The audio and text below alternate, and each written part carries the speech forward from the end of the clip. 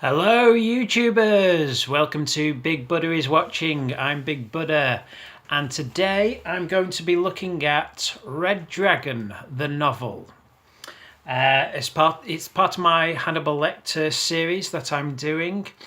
I'm very excited to look at this one because it is actually genuinely one of my favourite novels. I probably first read it maybe 20 years ago, when I was in my late teens, and just was completely bowled over just by, well, it is, a by the numbers police procedural or FBI procedural thriller, page turner, but what a well written example of the genre it is, and the research that went into writing this book, and the way that every scene was meticulously laid out and on the page. It was from an entertainment standpoint, it was one of the most thrilling reads I've ever read. I can remember getting to the end of this and just being flipping through the pages as fast as I could. I've never had that experience really before or since reading a novel, a kind of edge of your seat quality to a novel. And I'd seen the film. I'd seen Manhunter, the Edward Norton, Brett Ratner version hadn't even been made at the time. So I kind of knew loosely what I was going to expect, even though the film Manhunter does diverge off a little from the novel in certain places. We'll get onto Manhunter in my next review. And I had read Silence of the Lambs first, even though, for those of you that don't know, sequentially, Red Dragon actually takes place before Silence of the Lambs. You might think, well, why did they do Silence of the Lambs first? Well, in actual fact, there was another film version of this novel made prior to the Silence of the Lambs film in 1986. Didn't star Anthony Hopkins as Hannibal Lecter. It starred the actor Brian Cox as Hannibal Lecter. The film didn't do very well commercially or critically at the time, funnily enough, although it has had a reappraisal since the Anthony Hopkins films have come along. But that's why we're sequentially in the film world. You got Silence of the Lambs first, then Hannibal, and then the prequel film, which is the film version of Red Dragon, which retained its original title. As I did with my Hannibal Rising review, I'll give you the product description from Amazon for this novel. Red Dragon deals with sexual hunger, demonic violence, sinister logic, the lethal components of a deadly formula driving a psychopath in the grip of an unimaginable delusion.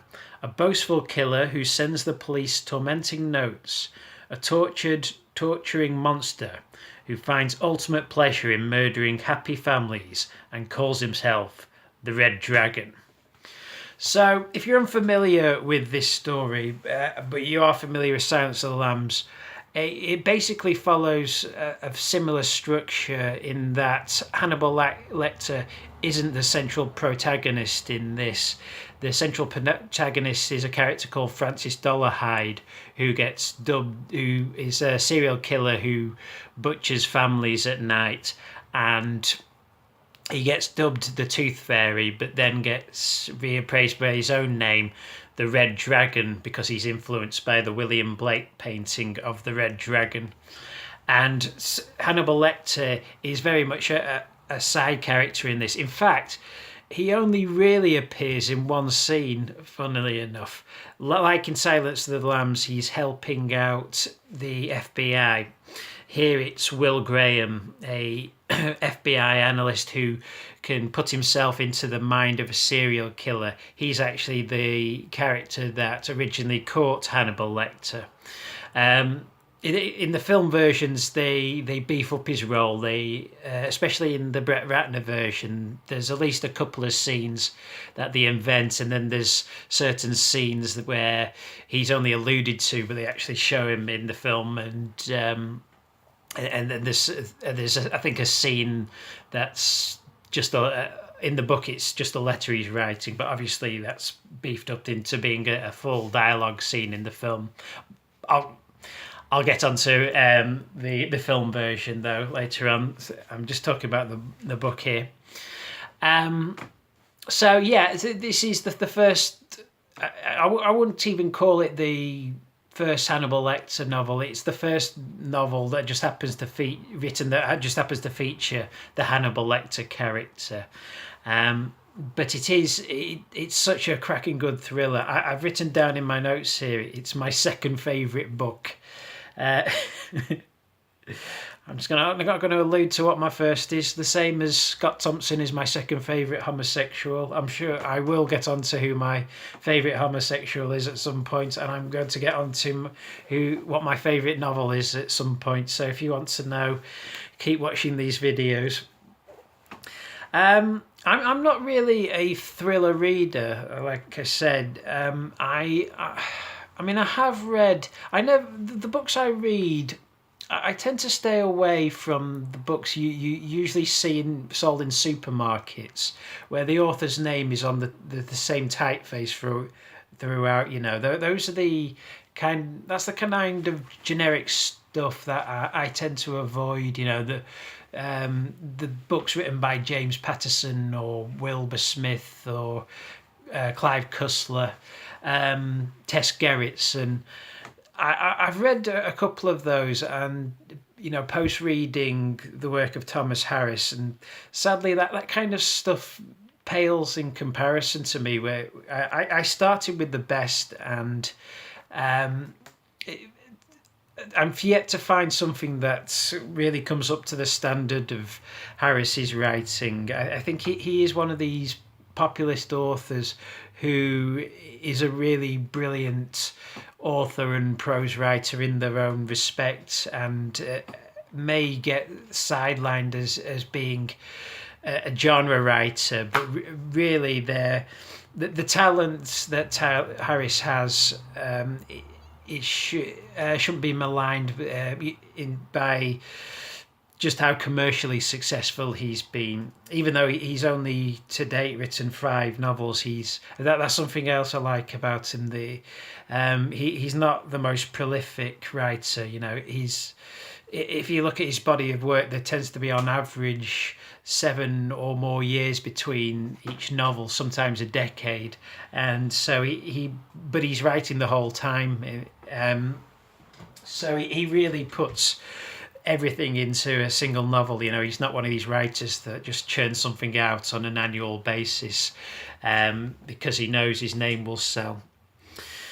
So yeah, I'm not really a thriller fan when it comes to written thrillers, unless it's written by Harris. If it's got Thomas Harris's name on, I'm there. And again, Harris leaves no stone unturned in his writing when it comes to research. Apparently he did for a year or two just sit in on genuine FBI seminars, and the research he did, just picking up stories and finding out the protocol of how the FBI carry out their operations, especially in the hunt for killers. You can feel the level of research on the page, just in the detail that he puts into every on every page, and almost into every line. It's and that's what makes this feel authentic. I won't say this story is a terribly realistic one, but it has a feel of authenticity. It feels like a story as fantastical as this, if you like, how it would play out if it was playing out in the real world. Every scene in this is written to perfection. and that's something else that grips you from the start. You know, there's not really a bad chapter in this. You know, everything that happens. I mean, it's exquisitely structured, so it all happens in the right order, and everything happens is compelling and well written and exciting and horrific at times even, and so it's you know you're never bored at any point. Harris is a master at exploring the dark psychology of his characters, and that's true in both his protagonists and the antagonists. And I'm not just talking about the serial killers. You know, it's no surprise that the original title of Hannibal, the novel, was going to be The Morbidity of the Soul. I think that as a title, though he's never used it would have been an apt title for any one of the Hannibal Lecter novels, because that's really the inherent theme throughout his work. You kind of want to peek into the psyche of these characters. You want to know, and Harris does that. You know, he puts you in the mind of the characters, the serial killers. He puts you right there in their mind. He relays the thoughts and the memories, and you can see how you know the serial killer characters got to where they are in life, and it's there's almost a voyeuristic element to reading some of these prose when it comes to delving into the psyche of the Francis Dolarhyde, you know, the Red Dragon central character, but also looking into the psyche of Will Graham is equally as fascinating, because he's a character who's burdened with this. Is it a gift or is it a curse? You know, the ability to put himself into the mind of a serial killer. So sometimes peering into his psyche and seeing how he thinks is just as compelling as looking into Dolarhyde's, and even the minor characters as well. You know, like Jack Crawford, Graham's boss, and you know, Frederick Chilton, the psychiatrist. You know, nobody really gets a rough ride. You know, every character's psyche is, I'm gonna kill those guys. You see how easy it is to be drawn to murder. You know, characters like Chilton. You know, well, maybe more so in Silence of the Lambs. You see just how sad some of the drudgery of the day-to-day existences of the more everyday characters is, and there's a kind of warts and all feel to the way the characters are portrayed in these books, which is incredibly compelling. Harris's imagination knows no bounds, and he's incredibly courageous. I mean,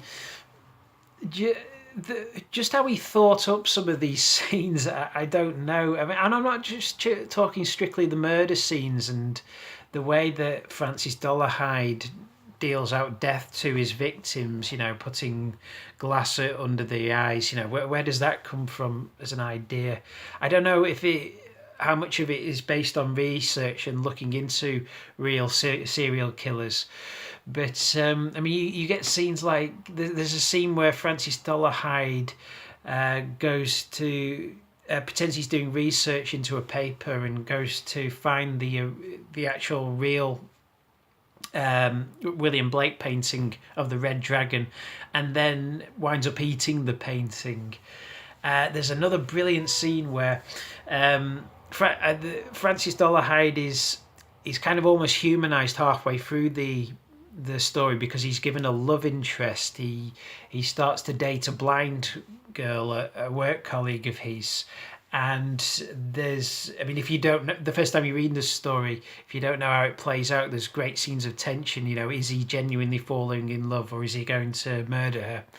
And there's a scene where, this is obviously, I mean, the alarm bells should have been ringing for this character early on, because this is quite blatantly a first date with a serial killer. But because she's blind and she doesn't know, she can't remember what a tiger looks like, he takes her to have first contact with a real tiger, and it's sedated on a table, and she's allowed to stroke it and cup it and run her fingers over the thing. And obviously this element of danger is something that really turns Francis Dolarhyde on.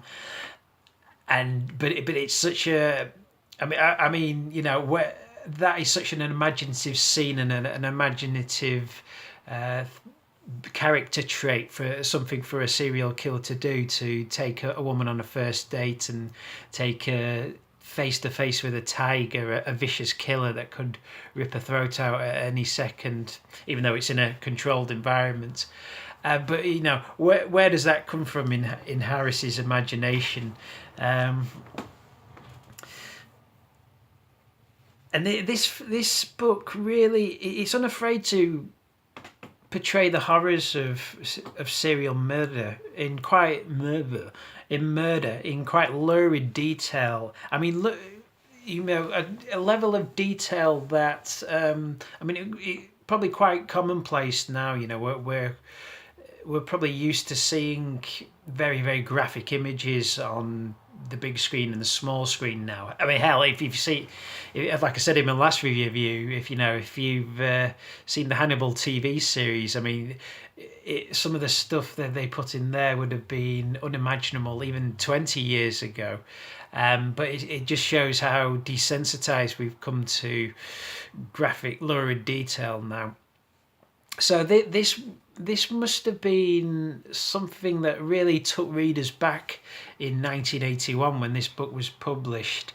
Harris is unafraid to portray, like I say, his subject matter, warts and all. Because he's dealing with a serial killer and horrific murders, he will portray these scenes graphically, because in real life they would be graphic, and he's unafraid to, he doesn't hold back with the level of detail that he goes into with some of these scenes. It must have been a real shock to the system for an audience to read this in 1981, an audience reared on Columbo or Cagney and Lacey, to have this level of realism and portrayed on the page. I can't really think of a book before this that went this far in its graphic nature. Doing these reviews now, I have come to the conclusion I do think Janet Harris is a bona fide genius. He really is. He took the thriller to new realistic heights, and I can't think. Genius isn't a word I bandy about lightly. I always think the mark of a genius is somebody who's not trying to emulate somebody else, whose main influence is themselves, and Harris very much fits into that category. I can't think of anyone else who really was this realistic and authentic feeling, and went this far with the thriller genre, who was working before Harris. If you can think of an example, please let me know.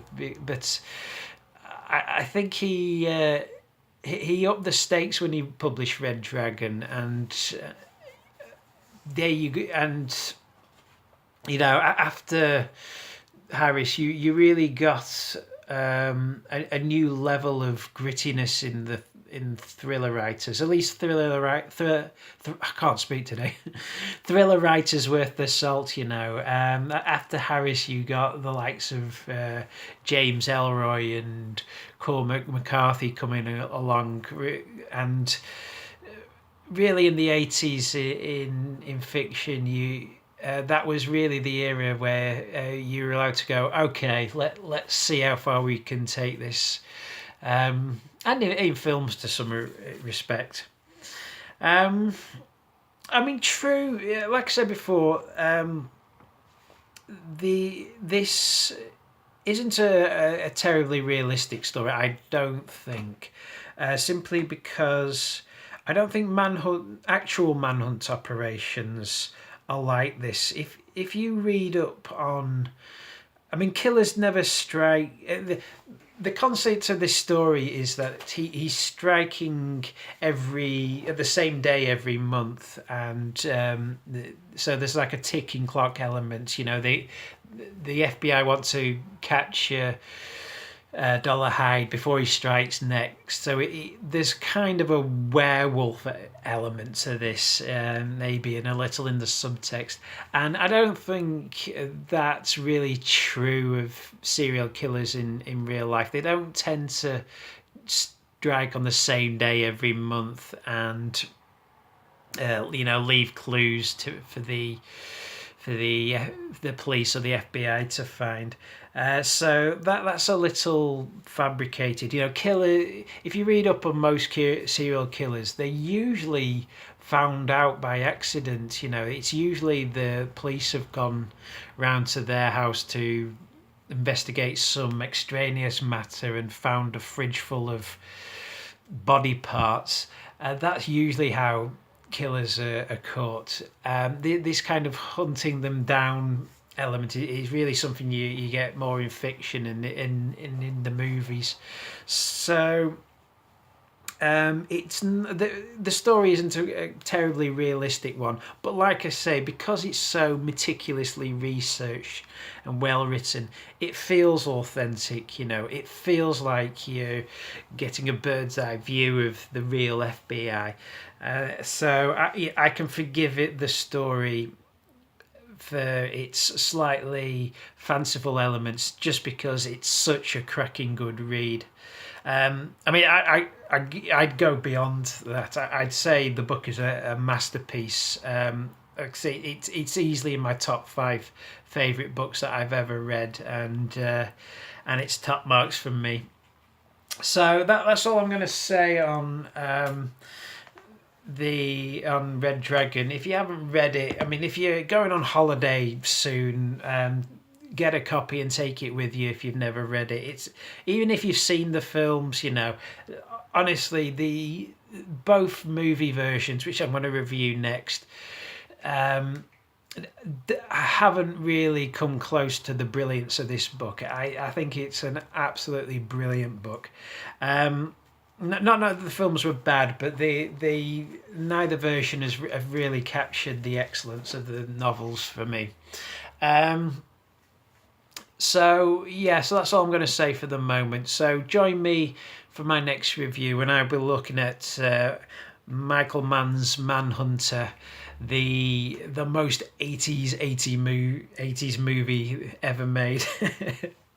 A film I do like, and I'm looking forward to telling you folks my thoughts on it. But until next time, this is me, Big Buddha, signing off, and I shall see you all out there in YouTube land.